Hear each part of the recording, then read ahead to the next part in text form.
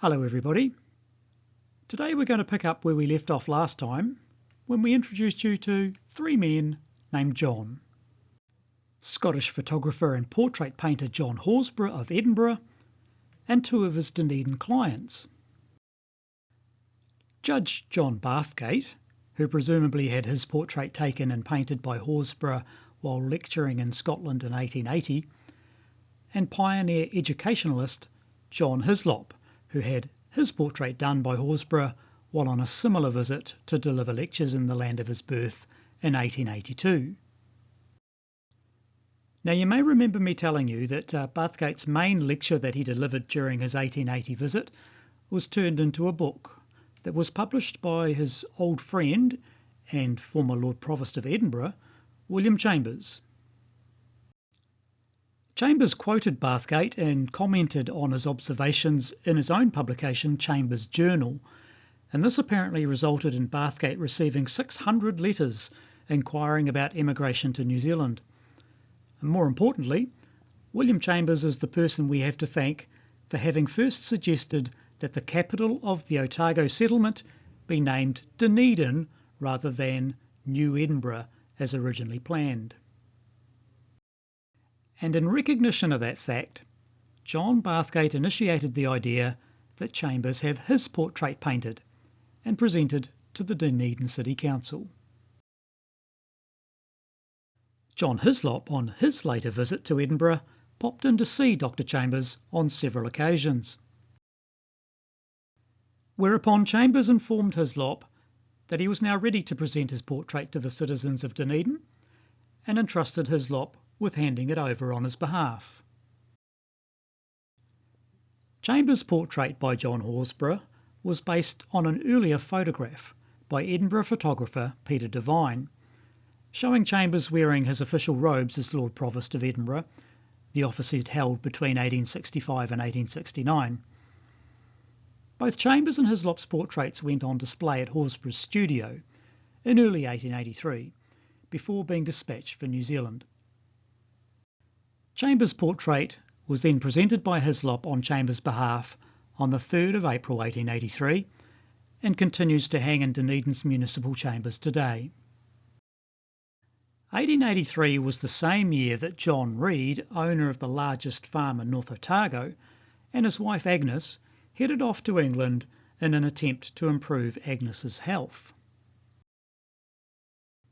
While he was there, John also took the opportunity to promote the port of Oamaru and to arrange the construction of a steamer for transporting refrigerated meat, a steamer which, like his farm, would be called Elderslie. And like John Bathgate and John Hislop before him, it would appear that John Reid also sought the services of John Horsburgh to paint this pair of portraits, which today are in Toitu's collection, and also have a group portrait done of some of their children, which is today in the collection of the Christchurch Art Gallery. In our last episode, we noted Horsburgh copies of portraits of Sir Walter Scott and Robbie Burns being displayed for sale in Dunedin in 1877. This was repeated in 1887, with 4 works going on display at the Octagon Drug Hall and the Zealandia Portrait Rooms and sold by way of an art union lottery. You'll see here that one of the ticket sellers for the art union was bookseller James Horsburgh of George Street, Dunedin, who may have been a relative of the artist. It would appear that at some point James Horsburgh acquired examples of John Horsburgh's paintings of Scott and Burns for himself, but he sold them at auction, along with many more personal effects, when he and his family relocated to London in 1898. In 1888, popular minister Reverend Dr. Donald Stewart, who we looked at back in episode 63 of Talking Pictures, left Dunedin for a well-earned holiday abroad, and once again, like Bathgate, Hislop and the Reids before him, he took the opportunity to have his portrait done by John Horsburgh while he was visiting Edinburgh. The portrait, which featured Dr. Stewart's side on, seated at a book-laden table with pen in hand and staring off into the distance, was funded by his Knox Church congregation. In 1892, the picture could be seen hanging in a shop window in Dunedin, and then in an Otago Art Society exhibition, on loan from the Deacon's Court of Knox Church. After Dr. Stewart's death in 1894, the painting went missing from the church and remained lost for more than 50 years, until anonymously returned in 1946. Today, it resides in the University of Otago's Hocken collections, to whom it was donated in 1969.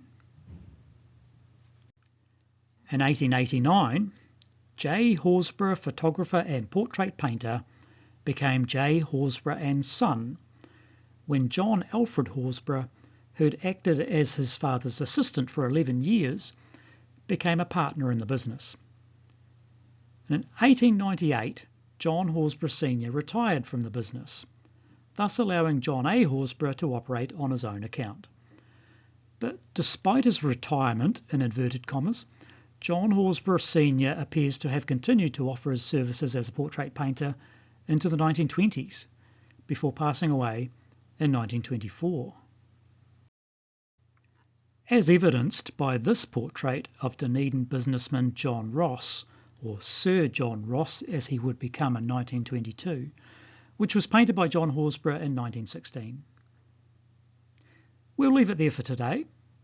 See you next time, and thanks for watching.